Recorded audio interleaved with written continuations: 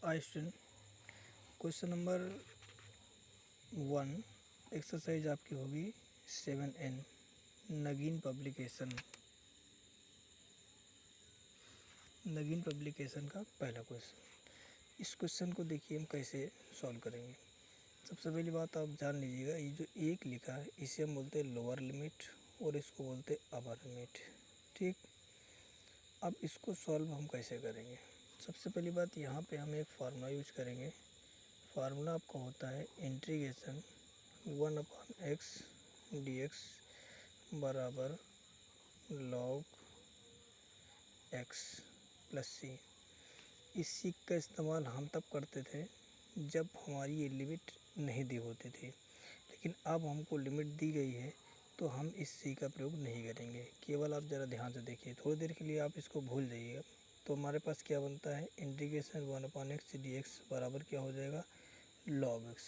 तो आप जानते हैं log x हो जाएगा। तो यहाँ पर फिर आप कैसे करेंगे, ध्यान से देखिएगा।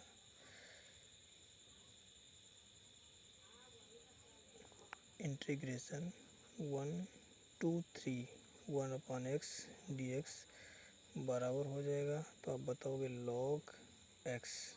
ठीक, log x। अब ये जो लिमिट इधर है हम इसको यहाँ लिखा देंगे इस तरीके से।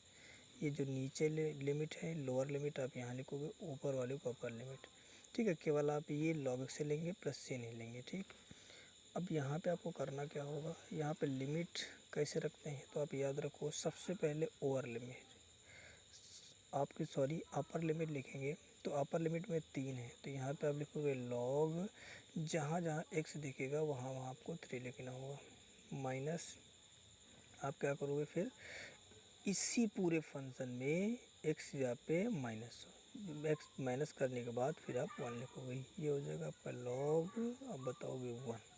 ठीक, अब यहाँ पर आप ज़रा देखिएगा, तो ये यहाँ पे आप एक फार्मूला जानते हो, फार्मूला यानी कि ये हो जाएगा log 3/1 और ये पूरा, और कैसे है तो आप बता सकते हो वहाँ, चूँकि आप इसको बता दोगे log m/n बराबर होता है log m minus log m। ठीक, इस फार्मूले से हम यहाँ पे कर दे। ठीक, देखो यहाँ पे m की जगह पे हम कितना ले रहे हैं 3, और दोनों जगह m हो गया log m माइनस n होता है, ये n है।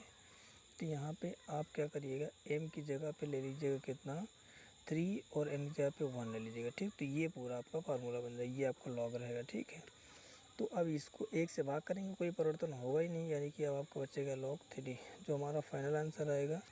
तो आप ज़रा ध्यान से देखिएगा, यहाँ 1 2 3 1/x dx की जो वैल्यू आ जाएगी आप देख पा रहे हैं, ये आपका आ जाएगा आंसर। ओके, ये आपका हो जाएगा फाइनल आंसर। ये पहला क्वेश्चन आपने सॉल्व कर लिया। अब हम लोग सॉल्व करेंगे सेकेंड नंबर। दूसरा number, integration 0 to a y² dx, जबकि यहाँ कहा गया x² प्लस का y² बराबर a²। हमें यहाँ y² दिया गया, अगर हम यहाँ से y² का मान निकाल लें तो कैसे होगा, ज़रा ध्यान से देखिए। y² बराबर हो जाएगा a² माइनस का x²। बात क्लियर, यानी हम इसको उधर ले जाएंगे तो इसका हो जाएगा माइनस का हो जाएगा। अब आप एक चीज़ ज़रा ध्यान से देखना, 0 to a लिखना है, y² dx बराबर हम क्या ले सकते हैं, तो 0 to a आ जाएगा, ये y² दिख रहा है। ठीक है, और इस y² का मान हम लोगों ने कितना निकाल लिया, a² माइनस का x²। तो ये हो जाएगा a² माइनस का x², ब्रैकेट बंद करिए और यहाँ लिखिएगा dx। करेक्ट। अब यहाँ से अगर हम आगे सॉल्व करें तो नीचे देखो सॉल्व करते हैं, इंटीग्रेशन 0 to a आएगा। अब ये जो इंटीग्रेशन होगा इसका भी हो जाएगा और इसका भी हो जाएगा, यानी कि यहाँ a² dx हो जाएगा। माइनस साइन है तो मैंने लगा था, इंटीग्रेशन 0 to ये 0 है, 0 to a हो जाएगा, और ये x² है तो आपका x² यहाँ dx लिख देना होगा, कोई दिक्कत नहीं है। ठीक, अब जब हम इसका इंटीग्रेशन कराएंगे तो यहाँ तो ये a जो है कांस्टेंट है तो बाहर आ जाएगा, a², इंटीग्रेशन 0 to a रहेगा।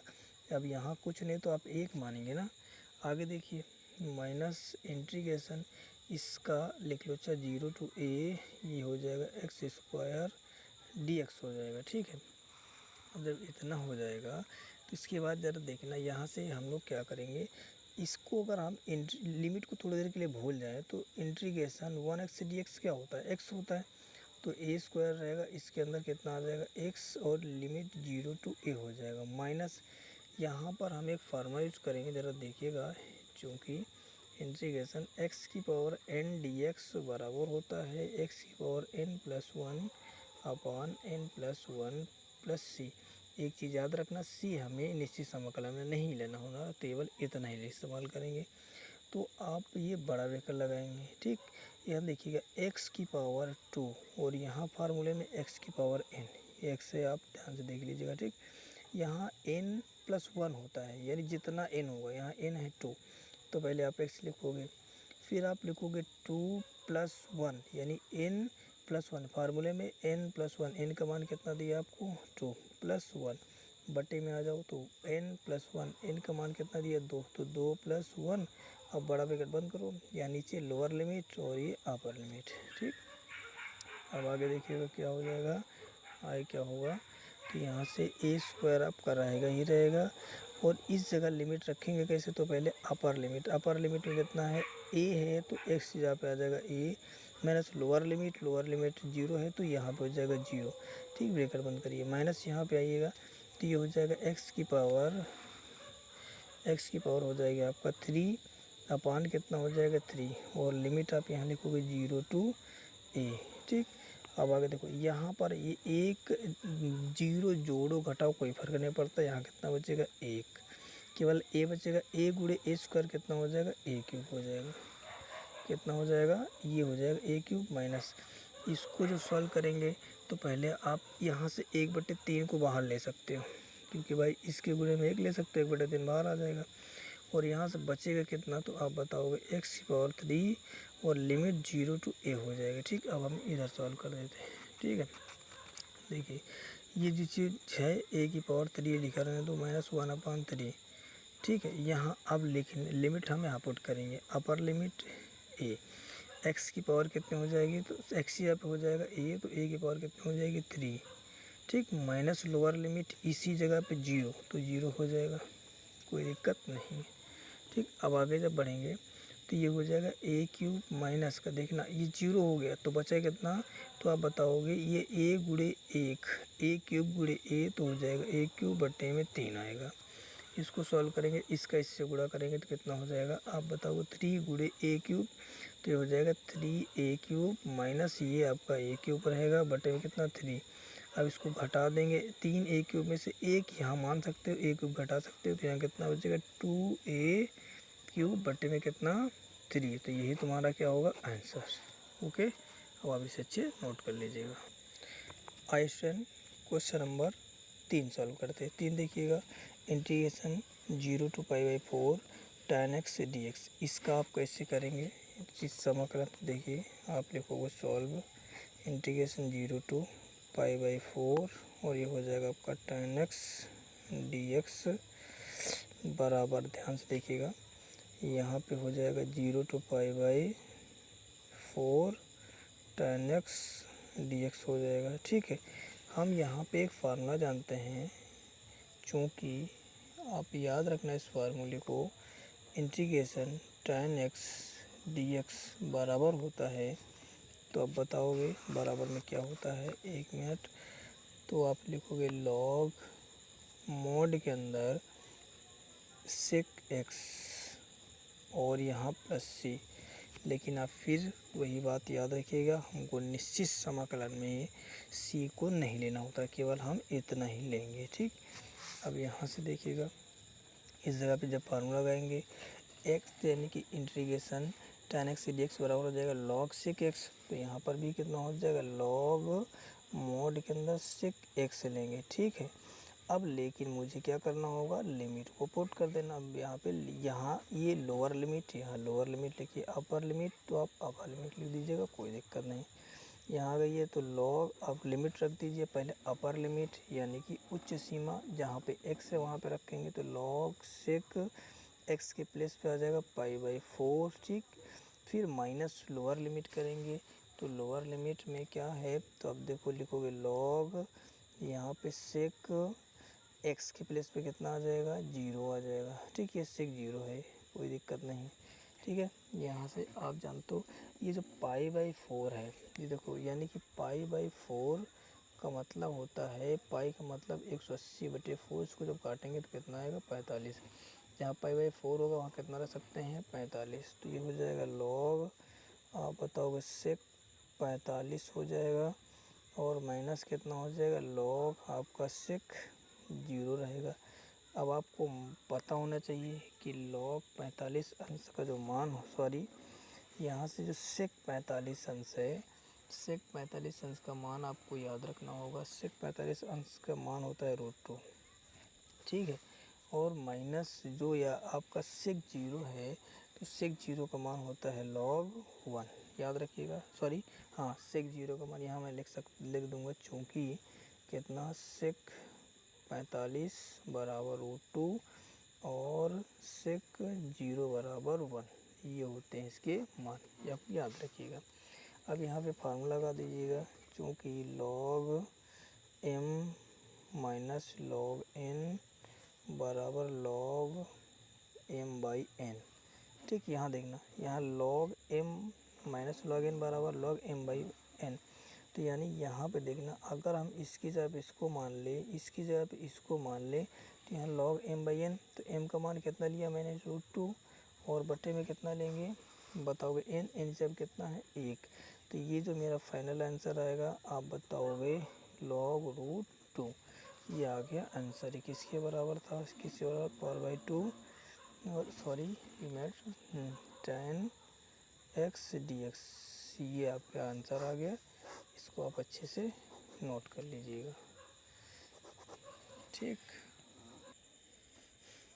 स्टूडेंट क्वेश्चन नंबर 4 देखते हैं। क्वेश्चन नंबर 4 कह रहा है कि इंटीग्रेशन 0 to π/6 रूट के अंदर लिखा 1 - sin 2x dx, इसका समाकलन कैसे करेंगे, ध्यान से देखिए।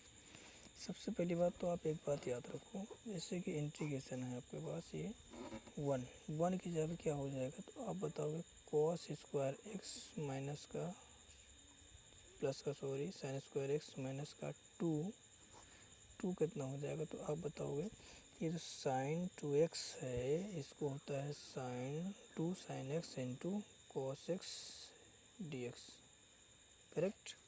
ये क्या है, तो आप याद रखो, ये जो चीज़ लिखी है, ये यहाँ से ये होता है 1 के बराबर, और ये होता है sin 2x के बराबर। ठीक, इतनी चीज़ आप याद रखो।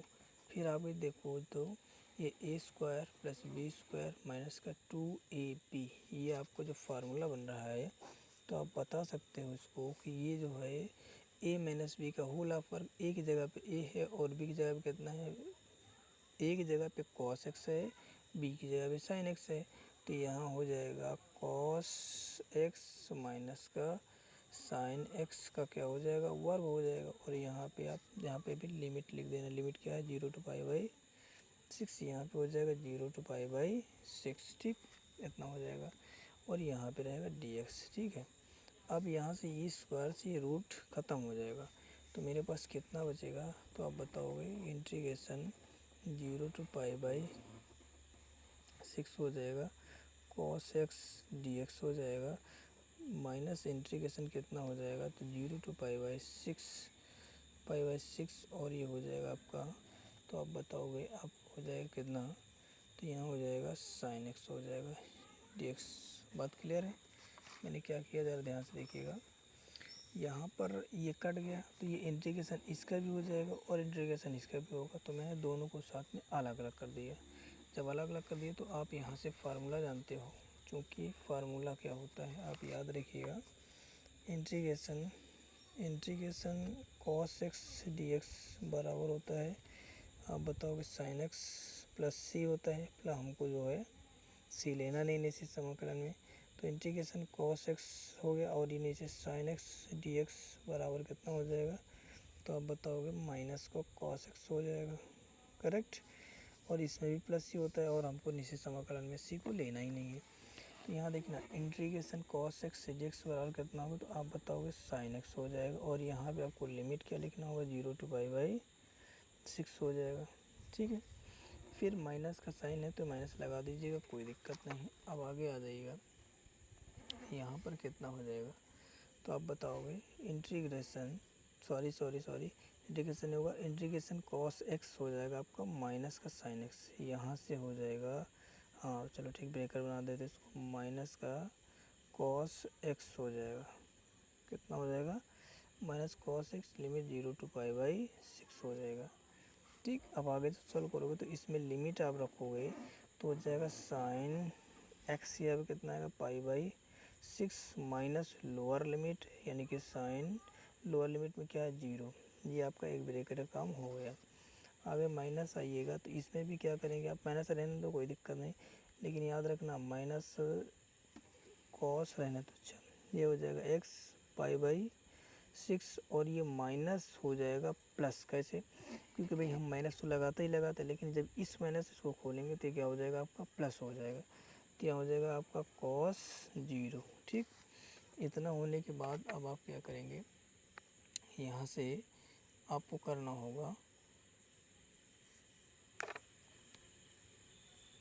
चलिए आगे देखिए स्टूडेंट, यहाँ पर है साइन π/6 का मतलब होता है साइन 30, यानी कि पाई का मान π/6, पाई का मान 180 अंश होता है, इसको जब 6 से डिवाइड करेंगे तो कितना आएगा, 30 आएगा। अब यहाँ पे साइन 30 मतलब साइन 30 हो जाएगा, और साइन 30 का मान होता है 1/2, कितना हो जाएगा, तो आप बताओगे 1/2 हो जाएगा। माइनस साइन 0 का मान कितना होता है, तो बताओगे 1। ठीक, अब ये माइनस है और ये माइनस है, अब माइनस माइनस क्या हो जाएगा आपका, प्लस हो जाएगा। ठीक है, प्लस हो जाएगा तो ये साइन कॉस हो जाएगा 30, ये 6 है ना बटे में, तो ये जब 180 रखो तो 6 18, और कॉस 30 का मान होता है √3/2, और कॉस 0 का मान 0 होता है, इसीलिए 0 लिखने की कोई आवश्यकता नहीं है। अब इसको हम सॉल्व कर लेंगे, जब इसको सॉल्व करेंगे इसे यहाँ लगाते हैं, तो सॉल्व करेंगे तो कितना आएगा, तो आप बताओगे, देखिएगा इसको 2 से ऊपर नीचे गुणा भाग कर सकते हो। ठीक, एक मान करके, क्यों हर बराबर हो जाए हमारा। अब यहाँ ऊपर कितना हो जाएगा, तो आप 1 माइनस ये 2 1 कम 2, ये 2 है। ठीक, यहाँ पे 2 से गुणा भाग कराया गया, और ये प्लस कितना हो जाएगा, √3 बटे में कितना ना आएगा, हर बराबर हो जाएगा, तो हर आप एक बार लिखोगे। जब आप हर एक बार लिखोगे तो यहाँ से जो आंसर आने वाला है, आप बताओगे इसको, यहाँ से √3 क्या आएगा, √3 आएगा, और ये 2 में से 1 जाएगा तो यहाँ बचेगा माइनस का 1 बचेगा, और बटे में कितना आएगा, √3 कितना, सॉरी बटे में आएगा 2, कितना आएगा 2। तो ये आपका जो आप चाहो तो इस तरीके से लिख सकते हो, 1/2 और ब्रैकेट के अंदर √3 माइनस का 1। अब यही तुम्हारा क्या है, फाइनल आंसर, आप इसे नोट कर लीजिएगा।